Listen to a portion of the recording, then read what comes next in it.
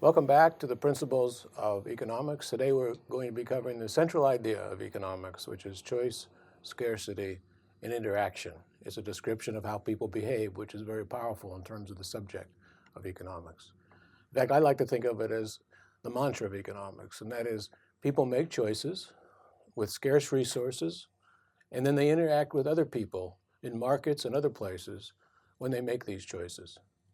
The idea of making choice with scarcity gives rise to the concept of opportunity cost. When you decide to take a course in economics instead of a course in biology, the opportunity cost is what you've lost by not taking that course in biology. Formerly thinking, we like to think of opportunity cost as the value of that next best foregone alternative, which would have been the biology course that wasn't chosen because you did something else, in this case, take the economics course. I have a great example of opportunity cost from my own teaching over the years. One year, teaching at Stanford University, a student in my class was named Tiger Woods. He was a sophomore.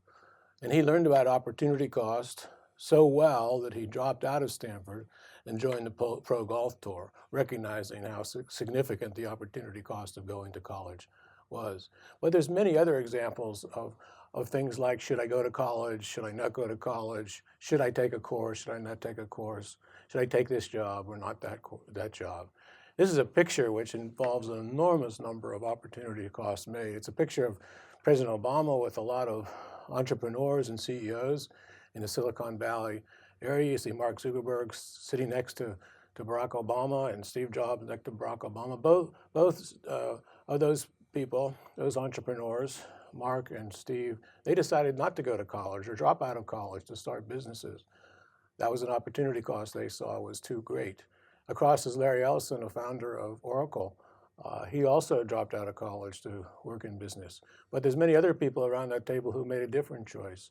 Some, like Eric Schmidt, who runs Google, he not only went to college, he went to graduate school. Or Carol Bartz at the end of the table, who ran Yahoo for a number of years. She went to college, worked as a cocktail waitress to pay for her tuition. So there's a wide variety of choices, even here for many successful people. In this case, cheering, I believe, that we have a better economy. So opportunity costs are really central for making decisions, and they're a very important part of economics. The other part of the mantra is interacting in markets. And that really has to do with trading, transactions of goods and services with other people.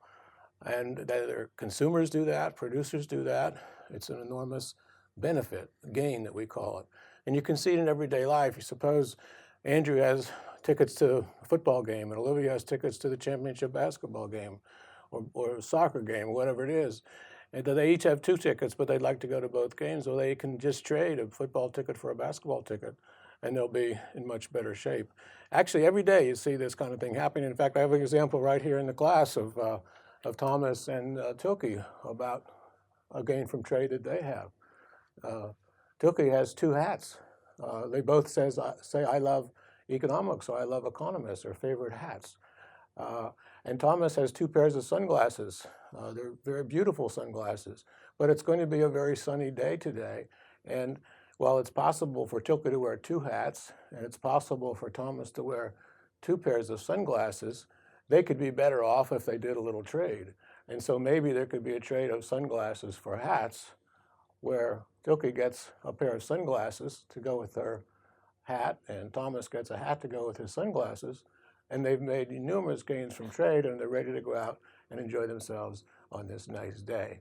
Thank you very much. So as you can see, there's just many, many examples of trade between people, and they're benefiting from that and gaining from it. We're going to see in this course how there's gains to countries from trading. There's gains much more involved and complicated than these simple little examples. But there's also gains that can be made from producers exchanging information, exchanging ideas, exchanging technologies. For example, we saw Google in the CEO of Google, Eric Schmidt, in the previous slide, and also in that picture with John Chambers, the CEO of Cisco. They were both involved in the computer business, but quite different. Google mainly involved with software, and Cisco mainly involved with hardware, with the switches and the cables, that the backbone of the internet. they've felt, as many firms do, that specializing to some extent is a great benefit. And so rather than they both do things, rather than Google both does hardware and software, and rather than Cisco does both hardware and software, they split it up and they divide that. And they could sell the products. Obviously, Cisco can buy Google services, and Google indeed buys Cisco services. So they exchange, they trade, and they produce more as a result. More goods and services are produced as a result of that. So these kinds of gains, economists have names for them. It involves some specialization. In this particular example, you see Google specializing in the software, Cisco specializing in the hardware. That specialization gives rise to this division of labor, the division meaning some people do what they're good at, whether it's software engineering or whether it's acting or whatever happens to be their comparative advantage, and other people specialize in other things. And that very term, comparative advantage, is also important. In economics, we find that if people do and practice and work in their comparative advantage, the thing they're relatively good at, they will get more production as a result. And while examples like Google and Cisco, where you think of Google being better at software across the board and Cisco being better at hardware across the board, we're going to see examples in this course where the same person can be better at two things than another person, but they're relatively good at another thing, and it's still an enormous gain from trade because of this comparative advantage. So these ideas, like specialization and division of labor, go back hundreds of years in the history of economic thought, were written about by Adam Smith in the famous book, The Wealth of Nations. All these ideas about gaining from trade and the benefits of trade give rise to questions about the best role for government. If you like to think about it, we've emphasized that there are these gains from trade and the freedom to trade, the freedom to buy and sell and exchange and do this kind of job and that kind of job. There are gains to that. And what we want to be sure in a market economy, that the role of government in making this come about in the best way is there. And I like to think of roughly 5 things that consist of this role of government. One is that the policy framework that government is involved in, the rules, the regulations are predictable, so you know what's really going on. The second is that we emphasize the rule of law. Say it's private property. And that is when the trade is made, say with the hats and the sunglasses, it's pretty clear who had the hats and who had the sunglasses in the first place, so nobody can dispute later, hey, that was not my hat. So property rights are very important for this. And we've emphasized, and we will emphasize, that many of these gains are best in a market economy. And the market economy provides the opportunity for people to make these trades. And the prices are determined in the market as well. The price for hats, the price for sunglasses, the price for tickets to the championship games, the price of Google software or Cisco hardware. Those are determined in the market, and it works generally pretty well.